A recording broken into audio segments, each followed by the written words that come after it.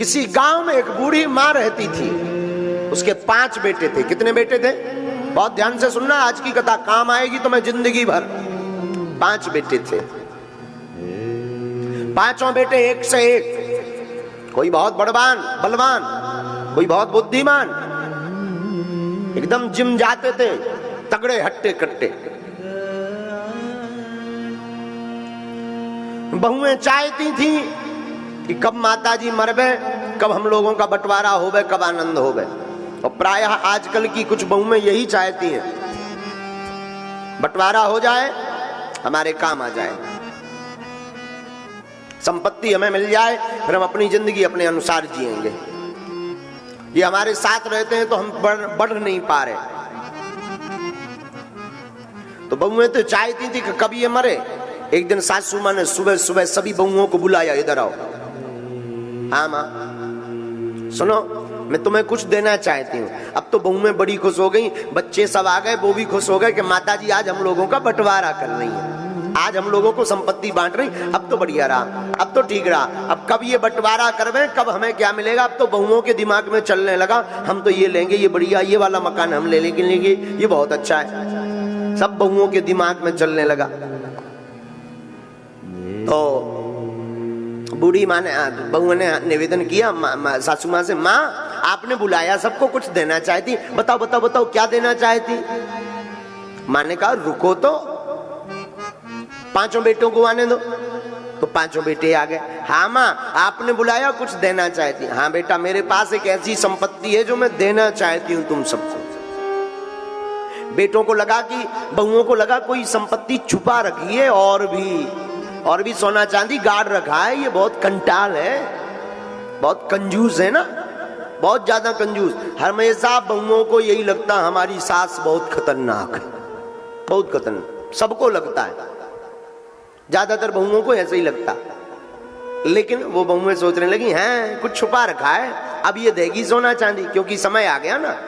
तो बूढ़ी माँ कहने लगी, बेटा हमें लग रहा है हमें अब ज्यादा दिन नहीं जीना, कुछ दिन ही रह गए। बहुएं तो मनी मन सोचने लगी, बाद में जाना, पहले बताओ है क्या। जाना तो तय, जाना माँ जी, लेकिन जल्दी बताओ, जल्दी जल्दी जल्दी। तो बहुओं को तो अब बहुत ज्यादा बेचैनी बढ़ गई। लेकिन सासू माँ ने ना कोई संपत्ति नहीं दी, 5 लकड़ियों का एक गट्ठा रखा था। तो 5 बेटों से कहा कि एक काम करो, ये जो लकड़ियों का गट्ठा है, जो बड़ा वाला बेटा था, तू बहुत बलवान है, दिखने में बहुत बलवान है, हष्ट पुष्ट है, जरा ये गट्ठा को तोड़ के बता। तो वो गया, उसको बल का बहुत घमंड था, कोशिश करता हूं माँ जी टूट तो जाना चाहिए। और उसने तोड़ा, कहां टूटने वाला, पसीना आ गया, नहीं तोड़ पाया। माँ जी ने एक एक करके अपने 5 बेटों से कहा, तोड़ो सब। कोई नहीं तोड़ पाया, नहीं तोड़ पाए। अब रस्सी खोलो। रस्सी को खोला, 5 लकड़ियां बाहर निकाली। माँ जी ने बहुओं से कहा, एक एक लकड़ी निकालो, 5 हमारे 5 बेटों को दे दो। बहुओं ने एक एक लकड़ी अपने अपने पति को दे दी। अब बेटा एक काम करो, इनको तोड़ के बताओ। 5 बेटों ने एक झटाक करके पटाख से तोड़ दिया, 1 मिनट नहीं लगा, तोड़ करके लो माँ जी अब बताओ वो सोना कहाँ है, वो संपत्ति कहाँ है। माता जी ने कहा यही संपत्ति है। बहुएं चौंक गई, ये लकड़ियां क्या संपत्ति है, ये कौन सा धन है, ये क्या उल्टी बात बोल रही हो माँ जी।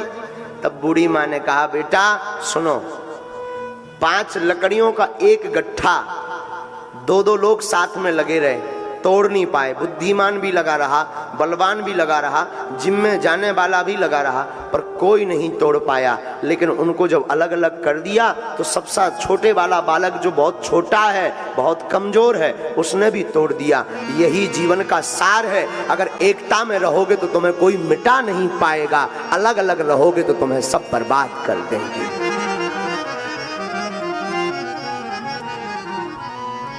बेटा इसलिए एकता में रहना, एकता में रहोगे तुम्हें कोई मिटा नहीं पाएगा। अलग अलग रहोगे तो जो हाल लकड़ियों का हुआ ना, वही हाल तुम्हारा होगा। हम सनातनियों से भी निवेदन करेंगे, मेरे पागलों, तुम एकता में रहोगे तो तुम्हारा कोई बाल बांका नहीं कर पाएगा। लड़ लेना, बुराई कर लेना, एक दूसरे के घर मत जाना, पर जब भी सनातन की बात हो तो हाथ जरूर मिलाना, एक हो जाना। हिंदुत्व की बात आवे, एक हो जाना। एकता में बहुत बल है। संघे शक्ति कलयुगे। घर में परिवार को आपको स्वर्ग बनाना है ना, एक रहो। परिवार में फूट मत डालो। थोड़े से सुख के लिए आज भाई भाई ऐसे लड़ रहे कि घर को नर्क बना दिया। लड़ाई प्रायः ज्यादातर, ये नहीं हम कहते, कई लोगों की घर पे होती, पर ज्यादातर लड़ाई विवाह होने के बाद ही होती। देवरानी जिठानी को नहीं देख पा रही, जिठानी देवरानी है बड़ी सजी धजी घूमती है, देखो तो इसका स्वामी तो कुछ करता नहीं, जब अलग हो जाएंगे तब मजा आएगा, तब पता लगेगा। हो सकता हो तुम्हारा पति जो ज्यादा कमा रहा उसी के भाग्य से कमा रहा हो, ये तो भूल जाते हैं, ये तो ध्यान में नहीं रहता। उसको ठिकाने लगाना है, इसकी ये चमक कम करनी है, बस ये दिमाग में रह जाता। और हमने अपनी आंखों से कई घरों को बर्बाद देखा। रामायण का एक प्रसंग हमारे मन मस्तिष्क में बहुत घूमता। राम जी जब बड़े भये ना, आहा हा, खेल ही खेले सकल लीला। भगवान जब थोड़ा सा बड़े भये, भगवान खेलने लगे तो चारों भाई भरत, शत्रुघ्न, लक्ष्मण और भगवान राम, चारों भाई खेलते। तो एक दिन भगवान कंदुक लीला करते। कंदुक लीला का मतलब फुटबॉल खेलते, फुटबॉल।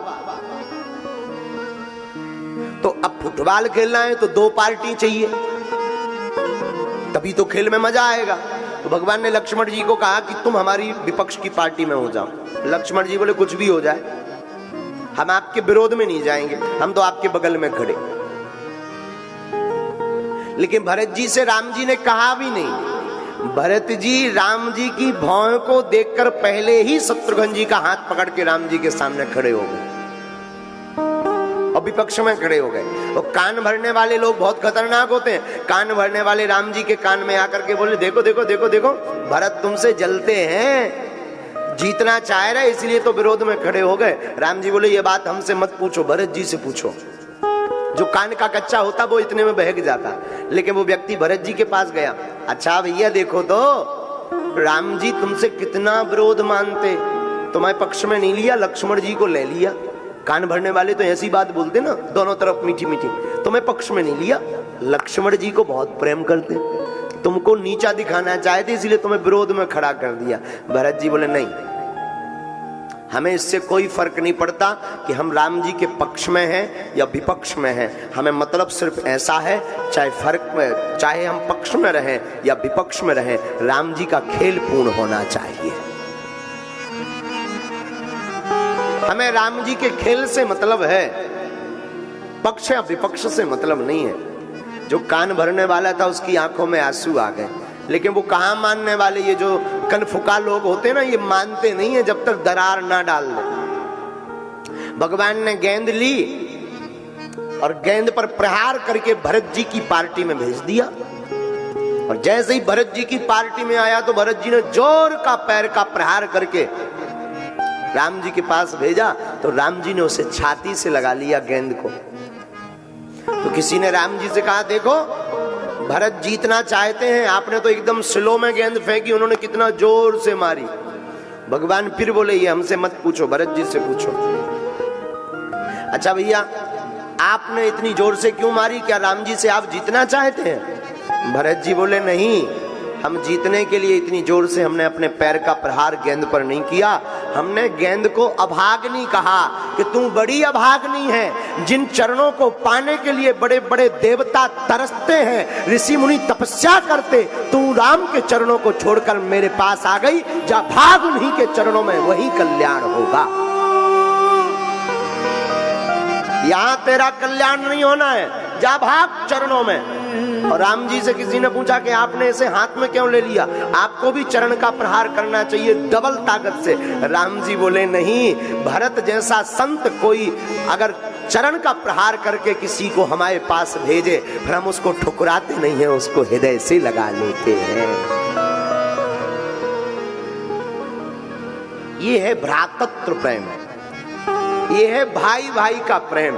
और एक भाई अगर कलयुगी हम में से तुम में से कोई होता तो इतने में ही कान खड़े हो जाते हैं, इन्होंने जोरते मारी, ये छोटा वाला भाई हमसे जीतना चाहता, ठटरी के बड़े। चाहे छोटा जीते या बड़ा जीते, विजय तो एक ही पिता के पुत्रों की होनी है। मेरे पागलों, घर घर का विवाद बंद करो, एकजुट हो जाओ, दुनिया तुम्हारे सामने नतमस्तक हो जाएगी। सब तुम्हारे सामने जी हजूरी करेंगे, सब तुम्हारे सामने नतमस्तक होंगे। चाहे समाज की बात हो या हिंदुओं की बात हो, अगर हिंदू भी पूरे भारत वर्ष का एक हो जाए ना, पूरी दुनिया नतमस्तक हो जाएगी।